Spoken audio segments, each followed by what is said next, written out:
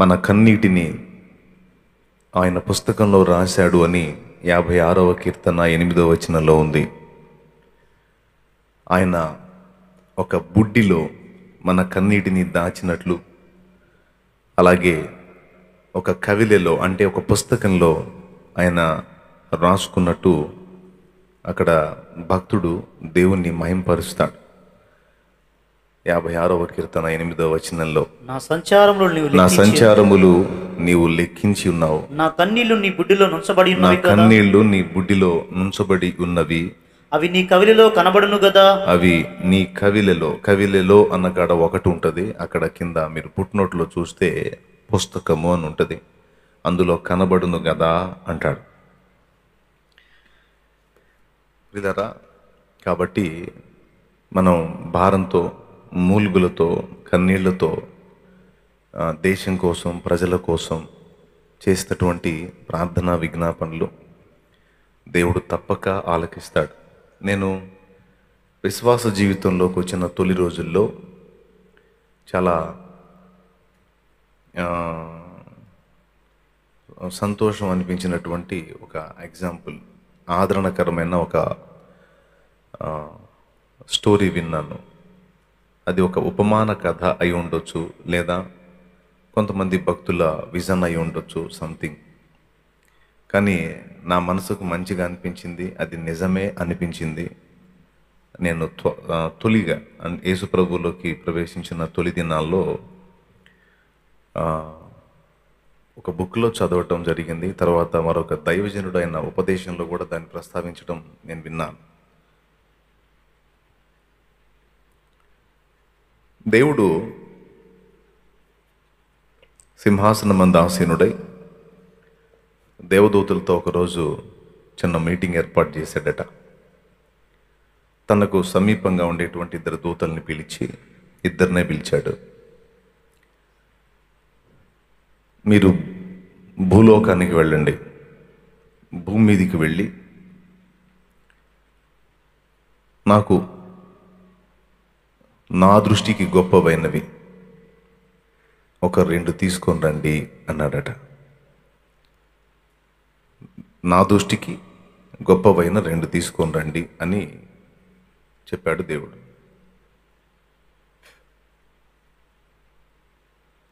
అయితే 2 దూతలు వెళ్ళారు. భూలోకంలోకి వెళ్ళి వెతుకుతా ఉన్నారు. దేవుని దృష్టికి గొప్పవైనవి 2. ఒకడు సముద్ర గర్భంలోకి వెళ్ళాడు. చాలా అరుదుగా దొరికేటువంటి 2 రాళ్ళు, ప్రత్యేకమైనటువంటి రాళ్ళు తీసుకొని వెళ్ళాడు, ప్రశస్తమైనవి. మరొకడు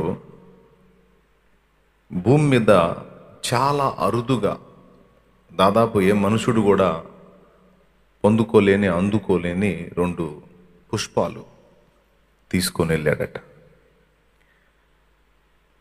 తీసుకెళ్తే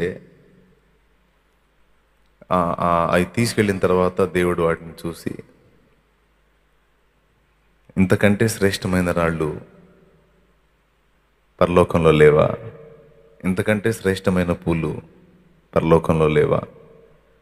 భూమి మీద నా దృష్టికి విలువైనవి తీసుకొని రమ్మన్నాను, మీరేమో పూలు రాళ్ళు తీసుకొని వచ్చారు, ఇవి నా దృష్టికి విలువైనవా అన్నట్ట.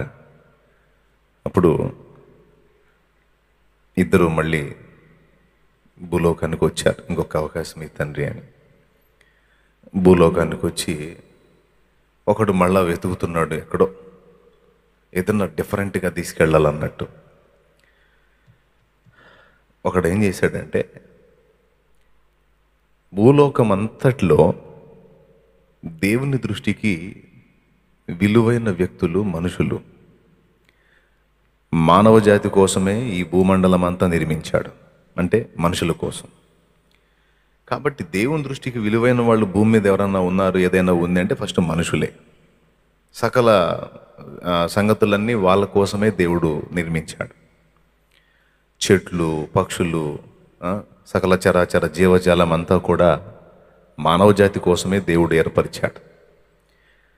ఇక మిగిలినవన్నీ ప్రాణులు, జీవులు, కానీ మానవుడు ఆత్మ. కాబట్టి భూమి మీద ఉన్న అన్నింటిలోకి శ్రేష్టమైంది మానవుడే. కాబట్టి నేను ఈ అడవుల్లో, అరణ్యాల్లో అక్కడిక్కడ వెతకటం కాదు, భూమండలం అంతటి మీద శ్రేష్ఠుడు మానవుడు గనక మానవ సమాజంలో వెతుకుతాను, నాకేమన్నా దొరుకుతాయేమో అని మధ్యరాత్రి వేళ, అంత నిశ్శబ్దంగా నిద్రపోతున్న నిశీది వేళ మనుష్య సమాజం మధ్యలో తిరుగుతూ ఉన్నాడట ఒక దూత. తిరుగుతూ ఉంటే అందరూ ఆదమర్చి నిద్రపోతూ ఉన్నారు. అలా ఒక్కొక్క ఇల్లు చూసుకుంటూ వెళ్తూ ఉంటే ఒక ఇంటి దగ్గరకు వచ్చేటప్పటికి ఆ ఇంట్లో నుంచి ఏడుపు వినపడతా ఉందట. ఓ తల్లి ఆ మధ్యరాత్రి వేళ లోకమంతా హాయిగా ఆదమర్చి నిద్రపోతున్న వేళ ఈ తల్లి మూలుగులతో, కన్నీళ్లతో రోదిస్తూ ఉందట. దేని గురించి రోదిస్తుంది అంటే అనేక సంగతులు, తన యొక్క జీవితాన్ని గురించి, తన సమస్యల గురించి కాదు, తన సమాజం గురించి, తన ప్రజల గురించి, ఆత్మల గురించి, ఇంకా రకరకాలుగా అంత అనేక మంది ప్రజల గురించి తను దుఃఖపడతా ఉంది, ఏడుస్తూ ఉంది. అందరూ హాయిగా నిద్రపోతుంటే ఈమెకి ఎందుకు ఈ పని? నిద్ర లేకపోతే మనిషికి ఆరోగ్యం దెబ్బతింటుంది. టయానికి ఆహారం, టయానికి నిద్ర తప్పనిసరిగా మనిషికి అవసరం ఈ శరీరానికి.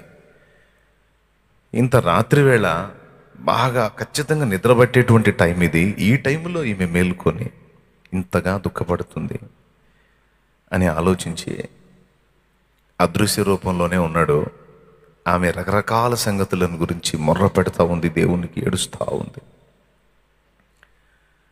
మరొక దూత ఎక్కడెక్కడో తిరుగుతున్నాడు, ఇంకా ఏదన్నా తీసుకెళ్తామని. ఈ దూత అదృశ్య రూపంలోనే ఉన్నాడు కదా, ఆమె భారంగా ప్రార్థన చేస్తూ ఉంది.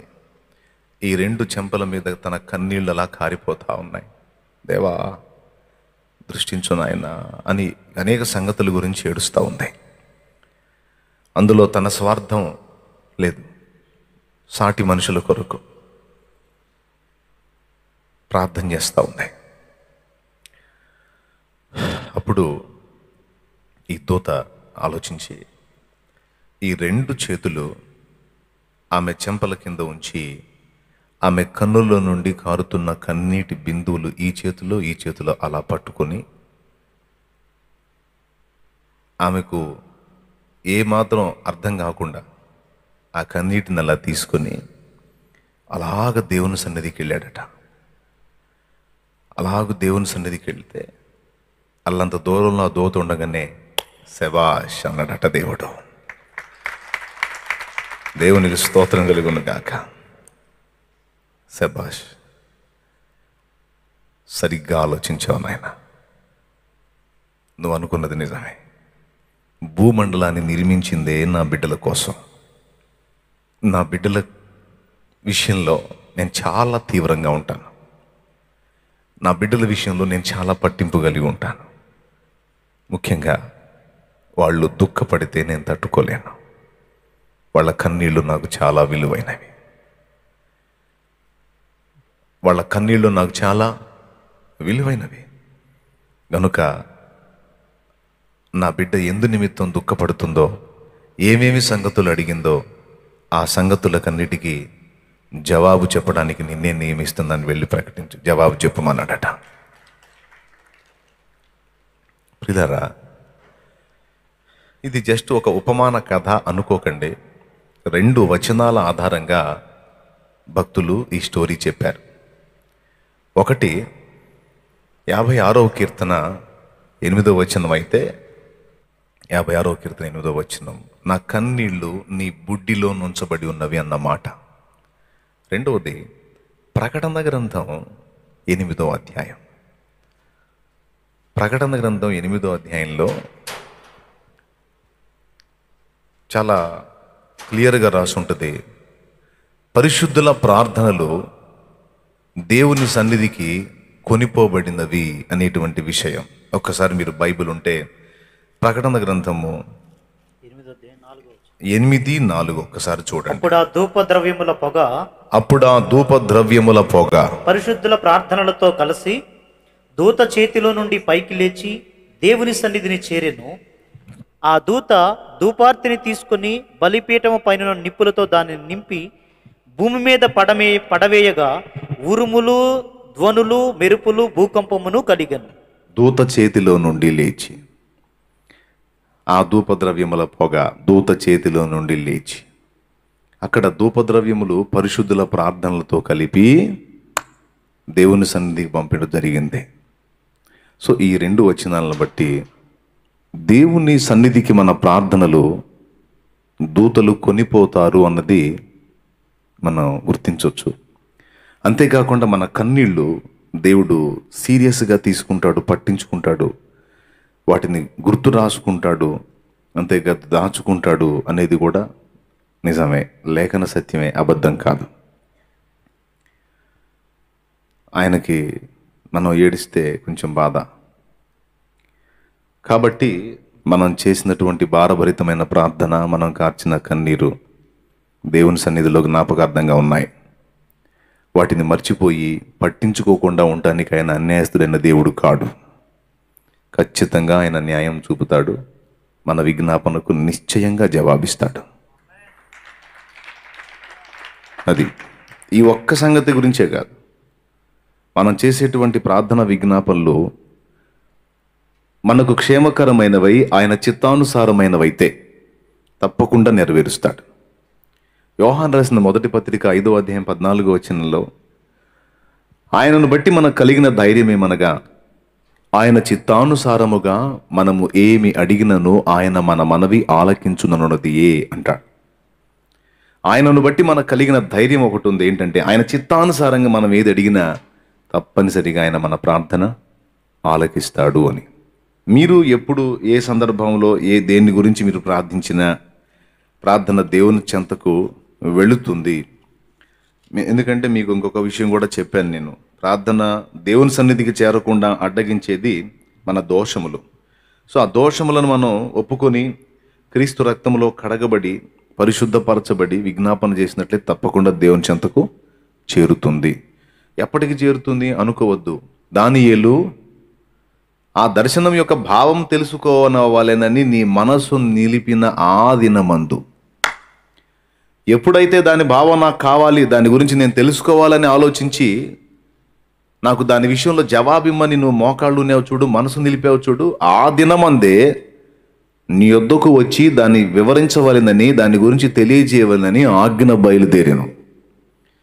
అయితే పారసీకుల అధిపతి 21 దినములు నన్ను అడ్డగించాడు.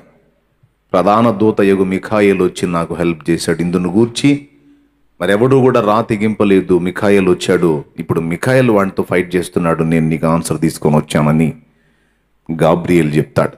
దానియేలు గ్రంథం 10వ అధ్యాయం. ఇంట్రెస్ట్ ఉంటే గుర్తు రాసుకొని తర్వాత ధ్యానించండి. మనం ప్రార్థించినప్పుడు ఒక నెలకి వెళ్ళిద్దా, ఒక సంవత్సరానికి వెళ్ళిద్దా, లేకపోతే ఒక రోజు పట్టిద్దా అని ఎప్పుడు అనుకోవద్దు. మన మోకాళ్ళుని ప్రార్థన చేసిన తక్షణమే దేవుని సన్నిధిని వినబడిద్ది. అపోస్తల కార్యం 10వ అధ్యాయం కూడా మీరు చూడగలిగితే, కొర్నేలి నీ ప్రార్థనలను నీ ధర్మకార్యములు, అపోస్తల కార్యములు 10వ అధ్యాయము 4వ వచనం నుంచి దూత ప్రత్యక్షమై కొర్నేలితో మాట్లాడుతున్నాడు. ఇంచుమించు పగలు 3 గంటల వేళ. అతడు దూత వైపు తేరి చూచి భయపడి ప్రభువా ఏమని అడిగాను. అందుకు దూత, నీ ప్రార్థనలను నీ ధర్మ కార్యములను దేవుని సన్నిధికి జ్ఞాపకార్థముగా చేరినవి. అద్దుగో, నీ ప్రార్థనలను నీ ధర్మ కార్యములను దేవుని సన్నిధికి జ్ఞాపకార్థంగా చేరినవి. నువ్వు విజ్ఞాపన చేశావు, వచ్చింది. నువ్వు అనేకులకి చేసినటువంటి మంచి పనులు ఏవైతే ఉన్నాయో, మేలులు, అవన్నీ కూడా దేవుని సన్నిధికి వచ్చినాయి. అయితే ఈ మంచి పనులను బట్టి నువ్వు నిత్య జీవానికి రావు. ఈ మంచి పనులను బట్టి నువ్వు నిత్య జీవానికి రావు. నీవు నిత్య జీవానికి రావాలి అంటే కొన్ని సంగతులు నువ్వు వినాలి, కొన్ని మాటలు నువ్వు వినాలి, వాటిని విశ్వసించాలి, అప్పుడు నువ్వు అక్కడికి చేరగలుగుతావు. కాబట్టి నీవు నిత్య జీవము చేరున్నట్లు ఆ మాటలు నీకు చెప్పటానికి సీమోను పేతురు అనే వ్యక్తి ఉన్నాడు. ఆయన ఫలాని ప్రాంతంలో దిగున్నాడు. అక్కడికి మనుషుల్ని పంపి నీ దగ్గరకు ఆయన ఆహ్వానించు. ఏ మాటల చేత నీవు రక్షణ పొందుదువో ఆ మాటలు అతడు నీకు తెలియజేయును అన్నాడు దేవుడు. సో కొర్నేలి ప్రార్థించిన వెంటనే దేవుని దగ్గరికి ఆ ప్రార్థనలు చేరినాయని అపోస్తల కార్యంలో సాక్ష్యం ఉంది. కాబట్టి భక్తులు ప్రార్థించినప్పుడు వారం, నెల, సంవత్సరం అక్కడికి చేరేదానికి టైం తీసుకోదు. ప్రార్థన వెంటనే చేరిద్ది. కాకపోతే ఆన్సర్ వచ్చేటప్పటికీ ఆయన సంకల్ప ప్రకారం, ఆయన టైం ప్రకారం, ఆయన నిర్ణయ కాల ప్రకారం ఆన్సర్ ఇస్తాడు. మనం అడిగింది తక్షణమే ఇవ్వాల్సిందైతే వెంటనే ఆన్సర్ ఇస్తాడు. కొద్దిగా టైంలో ఇవ్వాల్సి ఉంటే టైం తీసుకుంటాడు. కొన్ని ప్రార్థనలకి కొంచెం కాలం, కొన్ని ప్రార్థనలకి దీర్ఘకాలం, కొన్ని ప్రార్థనలకి మనం వెళ్ళిన తర్వాత కూడా జవాబు వస్తుంది. విచిత్రం. ఒక్కటి మనం గుర్తుపెట్టుకుంటే చాలు, మనం దేవుని దగ్గరకు చేరిన మన ప్రార్థనలు దేవుని దగ్గర జ్ఞాపకార్థంగా అలానే ఉంటాయి. మనం ఉన్నప్పుడు కొన్నిటికి జవాబు ఇస్తాడు, మనం అడిగిన క్షణానే ఇస్తాడు. కొన్ని ఒక రోజులో ఇస్తాడు, వారంలో ఇస్తాడు, 2 రోజుల్లో ఇస్తాడు, నెలలో ఇస్తాడు, సంవత్సరంలో ఇస్తాడు. అబ్రహాంకి 25 ఏళ్ళకి ఇచ్చాడు. ఆ యొక్క అవసరతను బట్టి, ఆ స్థితిగతులను బట్టి, నిర్ణయ కాలాన్ని బట్టి. కొన్ని ప్రార్థనలకైతే, భక్తులు చేసిన ప్రార్థనలకి, ఒక భక్తుడు తను దాదాపు 40 సంవత్సరాలు దేవుని పరిచర్య చేశాడట. అన్ని సంవత్సరాలు తనకు దేవుడు జ్ఞాపకంలోకి తెచ్చిన ప్రతిసారి తన స్నేహితుని గురించి ప్రార్థన చేశాడంట. చాలామందిని అతని రక్షణలోకి నడిపించాడు. ఒక స్నేహితుని కోసం దాదాపు అనేక సంవత్సరాలు ప్రార్థన చేశాడు, కానీ అతడు మారలేదు. ఈ దైవజనుడు కన్ను మూసేటప్పుడు అక్కడ ఉన్నటువంటి సమీపస్తుల్ని పిలిచి, ప్రభు నన్ను పిలుస్తున్నాను, నేను వెళ్ళిపోతున్నాను. దేవుని కృపను బట్టి నేను చేసిన చాలా ప్రార్థనలకి నేను జవాబు పొందాను, చాలా ప్రార్థనలకు నేను ఆన్సర్ పొందాను. దేవుడు నాకు నేను అడిగిన న్యాయమైన ప్రతి విజ్ఞాపన ఆలకించి జవాబు ఇచ్చాడు. ఒక్కడు మిగిలిపోయాడు. నా స్నేహితుడు ఫలానా పేరు కలిగిన వాడు ఒక్కడు మిగిలిపోయాడు. ఆ ఒక్కడు కూడా రక్షణలోకి వస్తే నేను ఎంతో సంతోషించి ఉండేవాడిని. కానీ అతను ఇంకా ప్రభువుని తెలుసుకోలేదు. తెలుసుకుంటే నేను ఉండే స్థలానికి అతడు వస్తాడు, లేకపోతే నరకాగ్నికి వెళ్తాడు. గనుక నేను చనిపోయాను, నేను కన్ను మూసాను అనే వార్త అతనికి తెలిస్తే తప్పకుండా నన్ను చూడటానికి అతను వస్తాడు. ఒకవేళ అతను దూరంలో ఉన్నాడు, నా బాడీని చూడటానికి అతనికి టైం దొరకకపోతే కనీసం నా సమాధి చూడటానికైనా అతను వస్తాడు. అతని పేరు ఫలానా అని చెప్పి, ఇంతకీ నేను కన్ను మూసిన తర్వాత నన్ను సమాధి చేస్తారు కదా, ఆ సమాధి మీద ఒక సమాధి పలక పెడతారు కదా, దాని మీద ఏం రాస్తారు అని అడిగాడు. ఏం రాస్తామయ్యా? మీ పేరు, పుట్టిన తేదీ, కన్ను మూసిన తేదీ, దేవుని వాక్యం, అంతే కదా, ఎవరికి రాసినా అన్నాడు అక్కడ ఉన్నటువంటి వాడు. అప్పుడు ఆయన అన్నాడు, అవి రాయకండి. మరేం రాయాలి అంటే, నా ఫ్రెండ్ పేరు రాయండి, అతను ఎవరి కోసం అయితే ప్రార్థన చేశాడో ఆయన పేరు రాయమన్నాడు. ఈ పేరు కలిగిన వ్యక్తి కోసం ఈ సమాధిలో నిద్రించుచున్నటువంటి ఈ వ్యక్తి ఇన్ని సంవత్సరములు ప్రార్థించాడు. ఆయన కన్ను మూసేటప్పుడు కూడా ఈ వ్యక్తి యొక్క రక్షణ గురించే పరితపించి కన్ను మూసాడని రాయండి అన్నాడు. చూడండి ఎంత వీరుడో. తన ప్రార్థనలకు ప్రభు తప్పక జవాబిస్తాడు అని అతను నమ్మాడు. చివరిలో కూడా తన పోరాట పటిమ చూడండి. పోతా పోతా కూడా ఒక ఆత్మని గెలుచుకొని ప్రభువుకి అప్పజెప్పాలనే అతని తృష్ణ. ఇంకా వేరేదేం ఆలోచించాలా, వేరే అప్పగింతలు ఏం పట్టించుకోలే. అన్ని ఆన్సర్ పొందాగా నా ఒక్కడు మిగిలిపోయాడు, అతడు కూడా రక్షింపబడితే నాకు అంతే చాలు అనుకొని తన అవసాన దశలో, చివరి స్థితిలో ఈ మాట చెప్పి కన్ను మూశాడు. ఆయన చెప్పినట్టు వాళ్ళు చేశారు.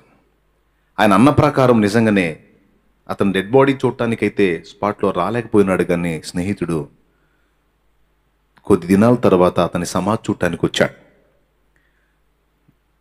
అతన్ని ఎక్కడుంచారు అని అడిగాడు. ఫలానా ప్రదేశంలో ఉంచాము అన్నారు. ఓకే, నేను వెళ్ళి అతన్ని చూడాలి, ఆ సమాధి చూడాలని అడిగితే అతను తీసుకెళ్ళారు. అడిగిన ఇతని పేరు వాళ్ళకి చెప్పలేదు. ఆ సమాధి దగ్గరికి వెళ్ళాడు. సమాధి దగ్గరికి వెళ్తే సమాధి మీద కన్ను మూసినటువంటి దైవజనుని పేరు లేదు, సమాధి చూడటానికి వచ్చిన ఇతని పేరు కనపడింది. ఆశ్చర్యపోయి ఇదేంటి నా పేరు రాసిందంటే, మీ పేరు ఇదేనా? అవును నా పేరే అని మిగిలిందంతా చదివాడు. మిగిలిందంతా చదివిన తర్వాత అతని హృదయం కదిలిపోయింది. స్నేహితుడా, నా కోసం ఇన్ని దినాలుగా ప్రార్థించావా? అయ్యో అని అక్కడే పడి ఏడ్చి, ఎందుకంటే కన్ను మూసేటప్పుడు కుటుంబాన్ని గుర్తు చేసుకుంటారు, రకరకాల విషయాలు గుర్తు చేసుకుంటారు, లేకపోతే బాధని, శరీరం పడేటువంటి యాతనను బట్టి ఏమీ పట్టించుకోరు, లేకపోతే ఏదో దేవుడి దగ్గరికి వెళ్తున్నాను కనుక ఆ ధ్యాసలో ఉంటారు. కానీ నన్ను ఇంతగా ప్రేమించావా, నా కోసం ఇంత పరితపించావా, అయ్యో నేనెంత కఠినత్వుణ్ణి, నేనెంత పాషాణ హృదయుణ్ణని అతను గాయపడిపోయి పశ్చాత్తాపడిపోయి మారు మనసు పొంది దేవుని పాత్రగా మారి ఆయన వదిలిన సేవ ఇతడు జీవించిన జీవిత కాలంలో ఆయన కొనసాగించటం జరిగింది. దేవునికి స్తోత్రం కలుగునుగాక. హల్లెలూయా. ప్రార్థన